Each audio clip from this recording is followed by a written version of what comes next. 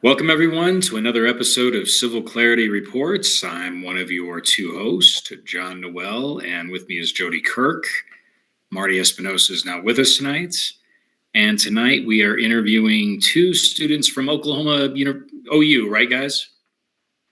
Yes. I'm actually not a student anymore. I'm an alum, but I'm only 1 year out of college. Okay. All right. Okay, guys. Well, welcome to the show. Why don't you guys go ahead and just give us a little background about yourself? Why don't we start with you, Ruben? Okay, nice to meet you guys. I'm Ruben. I am an Okie, born and bred. Was born in Oklahoma City. I went to OU. Didn't wander far from home. Um, Come from a Hispanic immigrant background. My father may have been born here, but his parents were from Mexico. My mother is from Mexico. Um, I graduated from the University of Oklahoma with a degree in history, with an emphasis in political science and economics. And I also run a podcast called the Second Vatican Council. Christian is one of the co-hosts with a few other friends of ours, Jay and Ryan. We just cover Catholic stuff. Our name Vatican Council is a pun on Vatican Council, but with Vatican because college. Okay. Yeah, not much to say right now. All right. Thank you, Ruben. Hey, Christian. Hey. So I'm a senior. I'm finishing up my senior year right now. I study economics in the business school, minoring in entrepreneurship and venture development. When I'm not doing school stuff, which this semester I don't have a whole lot going on class-wise, I like to enjoy the outdoors, read, learn various things.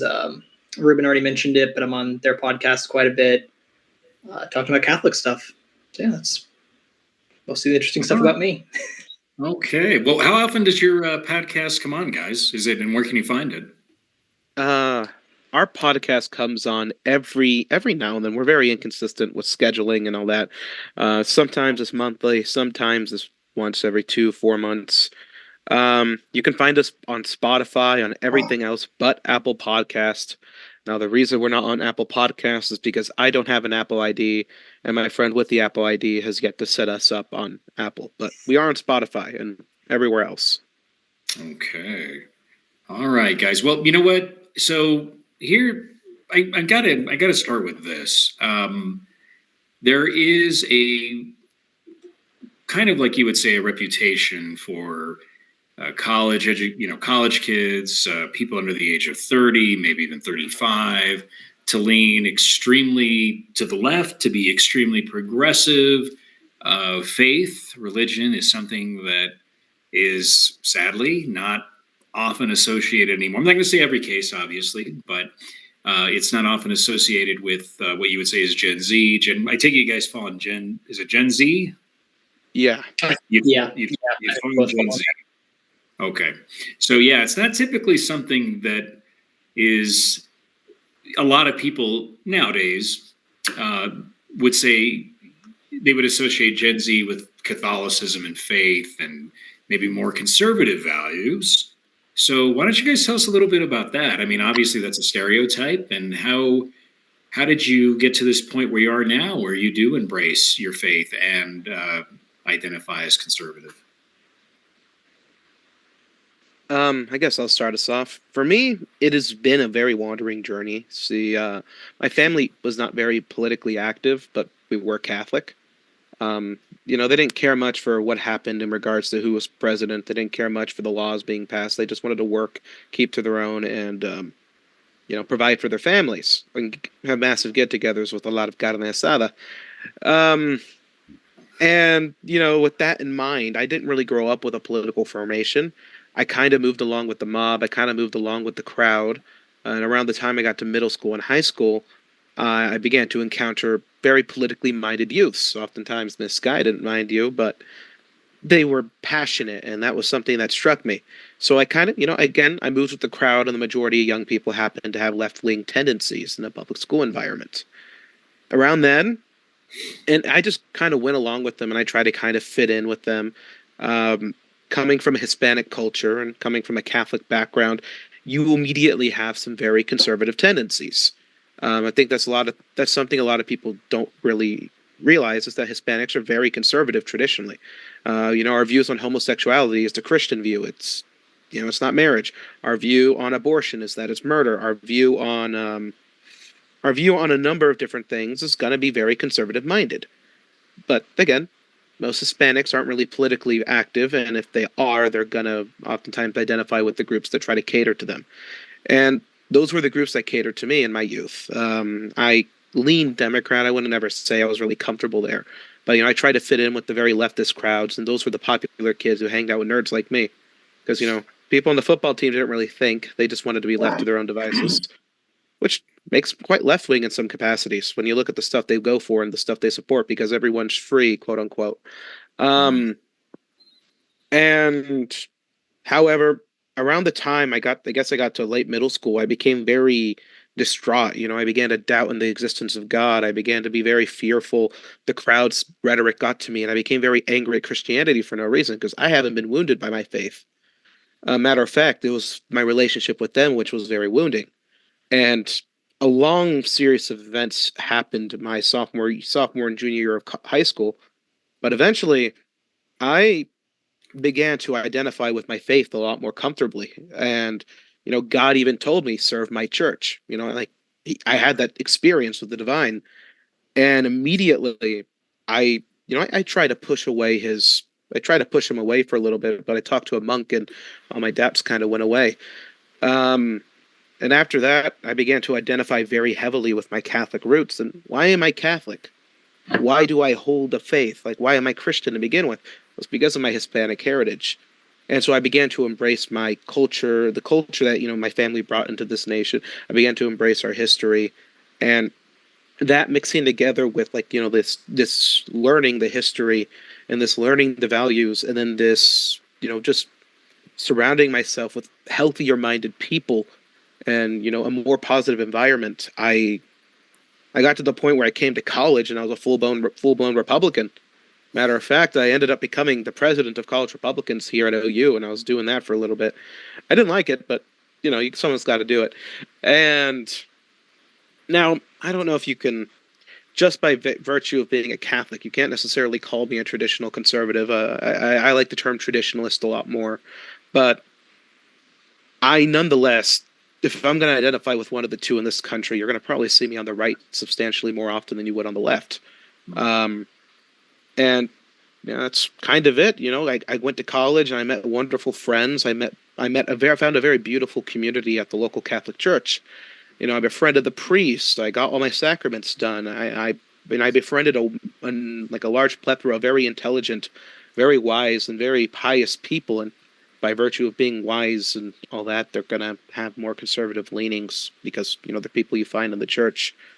And so I found these wonderful people. Now we don't all necessarily agree on semantics, but we share at least a common belief in Jesus and the truths He's given us, and that in of itself, I think, is very fundamental to my continuing development. And it's it just came down to a lot of the time. It's like when you're in a healthy community, people say healthier things, and healthier things oftentimes aren't what leftists say. I think that's it for now. Do you get challenged a lot on your religious faith from No, not necessarily. people your age?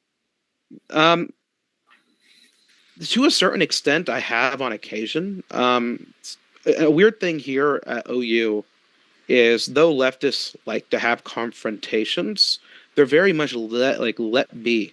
They don't really like confrontations, the majority of them. And those who I have had confrontations with the faith are more so people who believe in God but believe in a different face of God. Most of my arguments and most of my debates are not with leftists, or confrontations aren't with leftists in any capacity. And most of them are with at least traditional leftists. Most of them are with other Christians, especially very ardent Protestants. They like to debate me a lot. A lot of them are people who used to be Christian and fallen away by the faith, but they're by no means leftist. They're just people who aren't religious anymore. People who've been wounded by the faith. Most of my confrontations are coming from those who, in some degree or another, are Christian in some capacity or of a Christian background, not necessarily leftist. I have had a few confrontations with them, but not often. It's more theological warfare based on the belief in a single God, more so than it would be being challenged on things like from a Muslim or a Buddhist or a different faith coming after you. This is coming more from the theological warfare that's been going on for a couple thousand years now. Are the Baptists right, or the Protestants right, or the Catholics right? And they argue amongst themselves as to what Scripture means more than anything. Is that what you're kind of coming to here? Yes. Yes, that is the majority of at least my experience here at OU. Now, I will confess, I'm not your standard person by any means. So I don't hang around places where you would find um, those kind of confrontations. At least not anymore. Uh, if I have, like, at least regards to faith, no one really challenges my belief in God. No one really doubts it. Now, given I surround myself mostly with very devout Christians, and if they're going to be at least in any capacity secular, um, they're most likely knowing not to argue with me, because the last time we argued, it went on for 4 hours and I won.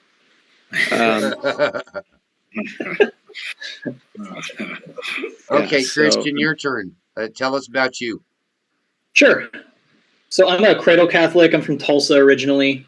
I grew up going to church.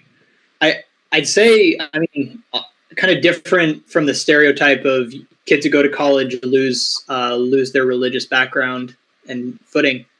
I'd say I really deepened mine, in part because I became more of the driver instead of like my parents or my family driving me to go to mass. I became the one who was having to choose to go to mass. And kind of like Ruben said, I mean, we both go to the same parish here in Norman. Um, it's community is very important, and I'd say that's something that's been instrumental in me deepening in my faith over the last few years. I'd say with a lot of leftists, more often than not, when I've discussed more political issues with leftists, the issue isn't necessarily that I believe in God. It's that's the reasoning for me holding some political position. So for like abortion or gay marriage, for example, the issue isn't necessarily that I believe in God. It's that I believe, based off of my religious beliefs, that a certain policies should or shouldn't be allowed. I'd say that's the biggest thing I've seen with the leftists. In my program, so I'm in the business college, and I will say, as far as the political leanings, I'd say that definitely varies by program. I'm a little different. I've taken a lot more science classes than most business majors have. I'd say different programs definitely lean different ways. Business professors tend to lean different. I think engineering does as well, as opposed to just all left wing.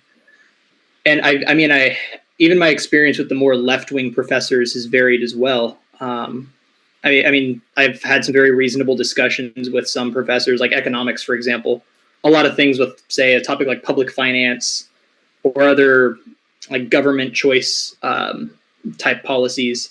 When there really isn't a right or a wrong answer, there's just different approaches. Great. I've been able to have really good discussions because it's, especially when it's a good professor who recognizes it's not really a right or wrong question. It's more of a, what do you value? And based off of what you value, the policies that you're going to prefer will look different, as opposed to some, and I'd say that there's some disciplines, some academic disciplines that are much more based on leftist, especially Marxist doctrine.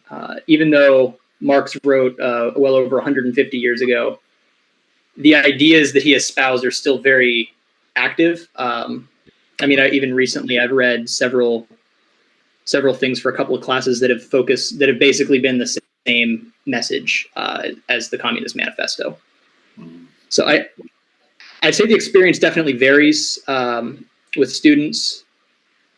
There's different Christian groups on campus, and then there's, the Catholic Student Association. There's other religious groups.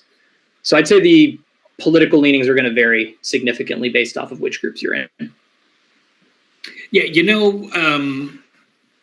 one of the things, again, that you hear it in the news and the media and everything, is the fact that if you are someone that identifies as a Christian on campus, if you are someone that identifies as conservative on campus, that you are often more silenced. You're not allowed to really speak up about your beliefs. But it sounds like that really wasn't the case in your experience, Ruben, and it doesn't really sound like it's really the case in your uh, with you either, Christian, which is kind of interesting because again, often the narrative, old guys like Jody and I, we often hear that free speech on campus is dead. That, as you were saying, Christian, that there seems to be this push towards Marxism, which I do find very interesting because generationally, if you look at the 60s, for example, and how it transitioned in the 70s and the idea of a more capitalist society, and that kind of led in Reagan and, the idea of being able to create more wealth. Is it something that is there kind of maybe possibly a turning point now, do you think, on campus to where maybe you're starting to hear more conservative voices that do speak up about the benefits of living in a free market society? I can say in my experience that there is still a lot of censorship on campus. There is still a lot. As a former president of College Republicans, I had to deal with the fact that they completely shut down funding for my club. And so now the reason for that is a very mixed bag one. There was a scandal. It did involve a neo-Nazi. So, I get the response. I get it. I've had to kick out a plenty of anti-Semites. However, I won't deny that there is a concern. There is a very centralized move towards at least confronting conservative voices on campus. OU sadly happens to be one of the most liberal colleges in the nation. Yeah, you didn't expect that in the center of Oklahoma, but Norman is a big piece of blue it is. in a sea of red. Wow. Yes. OSU has over 130 members in their college Republicans at any given time. I used to have 3 people I could rely on consistently to do anything. So, that just gives you the idea of people who care about enforcing their beliefs. Another thing is that on OU, you have to compete with the god of football. And so people don't care about politics. They care about frat parties, chasing tail, and football. They don't care about politics. A lot of them don't care about God. They just do whatever they can in a very hedonistic fashion. So you're just dealing with a lot of general hedonism on campus, a lot of Epicurean philosophy.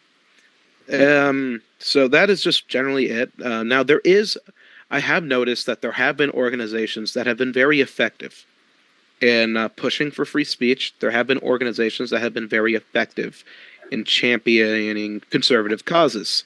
There's plenty of pro-life groups on campus that, they table or they have a talk or they have some kind of conversation. I used to be in Students for Life. They did stuff on campus. Now, do they do a lot? No, that depends on who's the leader at the time. But they did do stuff on campus. I remember praying in front of abortion clinics at 7 a.m. every Wednesday morning. Careful now. They can throw you in jail for being a terrorist for doing that now. Oh, no, Oklahoma has no more abortion clinics. Completely outlawed it. No, I'm talking about praying in front of one. They just, Well, I don't know if you heard that in the news a while back. They arrested a man for praying in front of an abortion clinic and cited him with assault and battery with intent to murder somebody and I defined do him as a vaguely white supremacist terrorist. I do vaguely recall seeing that in the news. Yeah. Luckily, Oklahoma has some sense. Um, so there is that. I can say there has been an organized push, especially after I left, which is funny enough. Some really good people got their hands on college Republicans, and now they're having a massive rally. Not necessarily rally. What are they? It's some kind of protest, something akin to that, or a march or something. But for like they're doing a pro-Israel march now. So they're doing that just to confront the general anti-Palestinian, the anti-Israel rhetoric on campus. Now, for someone like me, I don't necessarily like either group that much, but yeah, I'm Team Christian. I'm not Team Israel. I'm not Team Hamas. I'm Team Christian. And what is the thing a lot of people don't hear about is Christians are being persecuted over there in Israel. They're being ripped off of their lands because they have Arabic names. No one talks about that. No one talks about the plenty of the Maronites over here in Oklahoma. No one talks about the Palestinian Christians who aren't allowed to advance at all in society. No one talks about how Israel goes out of its way to destroy Christian monasteries and, religious sites of importance after they've been excavated because they would rather have a parking garage. Mm-hmm. So that there's plenty of reason for my own misgivings with the nation of Israel. And then there's a few things the popes have said that I quite like. However, the fact of the matter is OU had a bomb threat because of some pro-Palestinian kid placing a mysterious package on campus.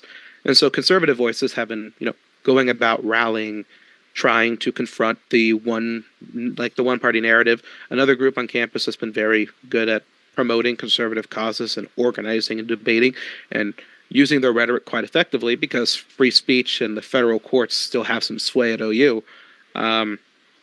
Is that they've the Young Americans for Freedom or the Young Americans Foundation, they're called. I don't quite recall, but they've been quite effective in organizing a lot of free speech measures. Turning Point was around, then they died, then they came back. They kind of do that a lot. They were really good at during COVID on kind of just pushing against the extremely draconian restrictions that were placed on students. So yeah, there's been moves. I can't say for other universities and I can't say for other places. I can only say for OU. But there have been moves by more conservative leaning groups in general where they are pushing against the homogeneity that's being enforced by these campuses. And a lot of it, and there's been a lot of countering their Marxist rhetoric because, at least me in the history department, I deal with a lot of Marxism. A lot of leftists in the history department. That'll be a fun, interesting next 2 years. But Christian, Yes. you're taking classes for accounting and bookkeeping and the finances of the world, as it were. Is that correct? Yeah. Yep. All the business stuff. Okay. How do you feel about this ESG that the banks have instituted, and the diversity, equity, Oh, inclusion, and all the woke ideology and the equity, social governance banks are trying to institute? Because most of the banks have instituted this across the board. I pulled out of Bank of the West because they were one of the banks that held money from the Canadians during the protest.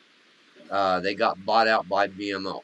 Well, I pulled out of BMO as soon as they took over Bank of the West because that was one of the 5 banks that refused to release their funds until they went home. Okay, and they're all in on this ESG.